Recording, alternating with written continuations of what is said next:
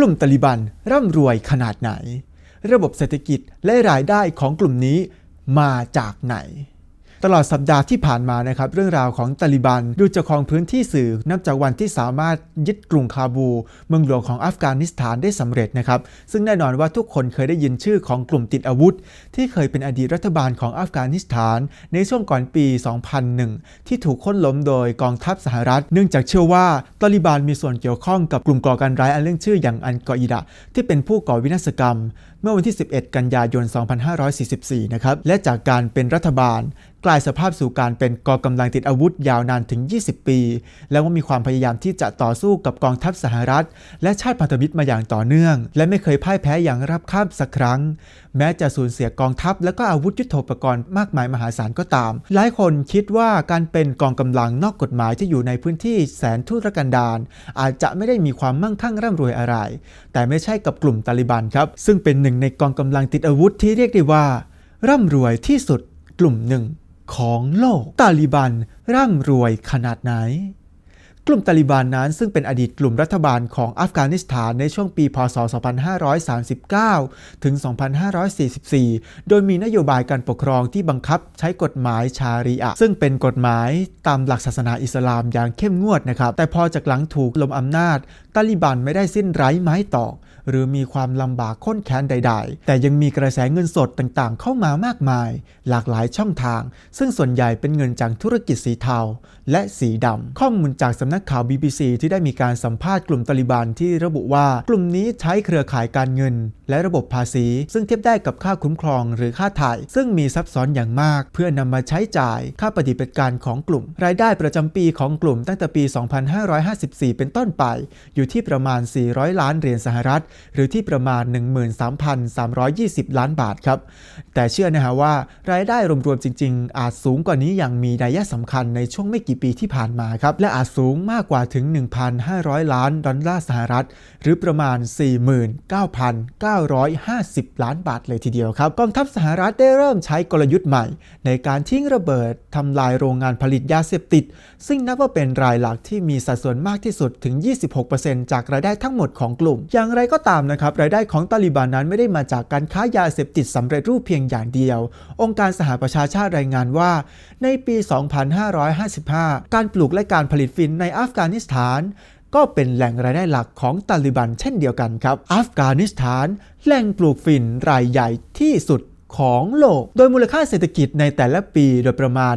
1,500 ถึง 3,000 ล้านดอลลาร์สหรัฐหรือ 99,900 ล้านบาทส่วนใหญ่แล้วรายได้มาจากการค้าฝิ่นครับซึ่งถือว่าเป็นพืชเศรษฐกิจที่มีขนาดใหญ่และสร้างมูลค่าอย่างมหาศาลครับผมโดยเฮโรอีนที่ถูกผลิตขึ้นโดยตาลิบันนั้นนับเป็นสัดส่วนที่ครองมูลค่าการค้าส่วนใหญ่ของโลกกลุ่มตาลิบันนั้นยังมีรายได้มาจากการเก็บภาษีในพื้นที่ที่กลุ่มนี้ปกครองอยู่โดยเฉพาะการเก็บภาษีการปลูก 10% จากเกษตรกรผู้ปลูกฝิ่นคิดเป็นมูลค่าราว160 ล้านดอลลาร์สหรัฐหรือประมาณ 5,328 ล้านบาทเลยทีเดียวครับแน่นอนนะครับว่ากองทัพสหรัฐนั้นและชาติพันธมิตรรู้ดีครับว่ารายได้ของกลุ่มนี้มีสัดส่วนมาจากยาเสพติดทำให้เป็นเป้าหมายของการโจมตีเพื่อทำลายล้างท่อน้ำเลี้ยงดังกล่าวกองทัพสหรัฐระบุนะครับว่าเมื่อเดือนสิงหาคม 2561 ได้มีการโจมตีเพื่อทำลายล้างห้องปฏิบัติการยาเสพติดประมาณ 200 แห่งจากประมาณถึง 400 ถึง 500 แห่งของตาลิบันในอัฟกานิสถานซึ่งเกือบครึ่งหนึ่งนั้นอยู่ในจังหวัดเฮมันทางตอนใต้ของประเทศแต่ถึงอย่างไรแม้ว่าห้องปฏิบัติการจะถูกทำลายนะครับแต่ก็ถูกสร้างขึ้นมาทดแทนได้อย่างรวดเร็วครับสมัยที่ตาลิบันเป็นรัฐบาลนะครับก็ได้มีการแสดงตนอย่างชัดเจนว่าปฏิเสธการมีส่วนร่วมในอุตสาหกรรมยาเสพติดและภาคภูมิใจในการห้ามปลูกฝิ่นแต่เมื่อหลังจากกลายสภาพเป็นกองกำลังติดอาวุธตาลิบันได้ทิ้งความภาคภูมิใจนั้นและหากินกับยาเสพติดอย่างเต็มรูปแบบรายได้จากการเก็บค่าคุ้มครองเศรษฐกิจของตาลิบันนั้นนะครับมีสัดส่วนการเก็บรายได้ที่ขยายไปไกลมากกว่าการเก็บภาษีธุรกิจฝิ่นซึ่งมีการเก็บภาษีอื่นๆในพื้นที่ของตัวเองโดยในจดหมายเปิดผนึกที่ถูกเปิดเผยเมื่อต้นปีนี้นะครับระบุว่าตาลิบันนั้นมีคณะกรรมาการด้านการเงินได้เตือนพ่อค้าชาวอัฟกันที่ขนส่งสินค้าผ่านเขตที่กลุ่มนี้ปกครองครับ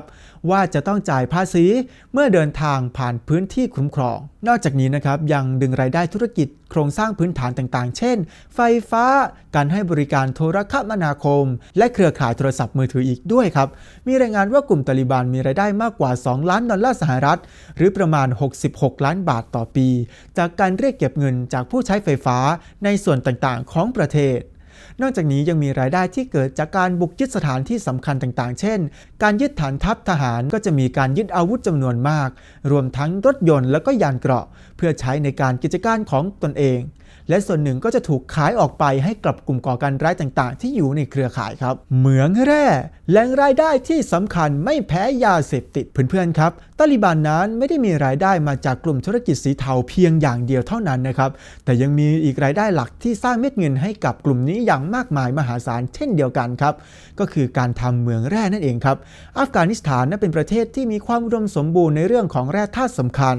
รวมทั้งอัญมณีที่ล้ำค่าซึ่งฝังอยู่ใต้พื้นทะเลทรายและเทือกเขาอันสลับซับซ้อนครับซึ่งส่วนใหญ่นั้นไม่ได้ใช้ประโยชน์เป็นผลมาจากสงครามที่ดำเนินมาอย่างยาวนานหลายปีอุตสาหกรรมเหมืองแร่ในอัฟกานิสถานนั้นมีมูลค่าอย่างน้อย $1,000 ล้านถ้าคิดเป็นเงินไทยก็กว่า 33,000 ล้านบาทเลยทีเดียวครับโดยกลุ่มตาลิบันนั้นได้เข้าควบคุมสถานที่ทำเหมืองแร่และรีดไถเงินจากการทำเหมืองที่ถูกกฎหมายและผิดกฎหมายอย่างต่อเนื่องครับในรายงานประจำปี 2014 ทีมสนับสนุนและติดตามการคว่ำบาตรของ UN ได้กล่าวนะครับว่ากลุ่มตาลิบันนั้นมีรายได้มากกว่า$10 ล้านหรือราว330 ล้านบาทต่อปีจากการทำเหมืองที่ผิดกฎหมาย 25-30 แห่งในจังหวัดเฮมันทางภาคใต้ผู้ว่าราชการจังหวัดนันกันดาฮาทางตะวันออกของประเทศได้ให้ข้อมูลนะครับว่าประมาณครึ่งหนึ่งของรายได้ของการทำเหมืองแร่ของกลุ่มตาลิบันนั้นเกิดขึ้นในภูมิภาคนี้เพื่อนๆครับเจ้าหน้าที่อัฟกานิสถานและก็สหรัฐหลายคนกล่าวมานานแล้วนะฮะว่ารัฐบาลของประเทศต่างๆหลายแห่งที่ได้ใกล้ชิดกับอัฟกานิสถานทั้งปากีสถานอิหร่านแล้วก็รัสเซียเนี่ยให้ความช่วยเหลือทางการเงินแก่กลุ่มตาลิบันนอกจากนี้ประเทศในอ่าวเปอร์เซียอื่นๆทั้งซาอุดิอาระเบียสหรัฐอาหรับเอมิเรตส์และกาตาร์ก็ถือเป็นผู้มีส่วนร่วมในการสนับสนุนเงินรายใหญ่ที่สุดเช่นเดียวกันครับแม้ว่าจะไม่สามารถประเมินได้ว่าแหล่งเงินทุนเหล่านี้ให้สัดส่วนรายได้ของตาลิบันมากน้อยเท่าไหร่แต่จากข้อมูลของผู้เชี่ยวชาญระบุนะครับว่าตาลิบันอาจได้รับเงินสนับสนุนจากต่างชาติสูงมากกว่าปีละ 16,650 ล้านบาทต่อปีเลยทีเดียวครับนอกจากนี้รายงานลับของ CIA ที่ระบุไว้เมื่อปี 2008 ระบุนะครับว่าตาลิบันนั้นได้รับเงินสนับสนุนจากต่างประเทศกว่า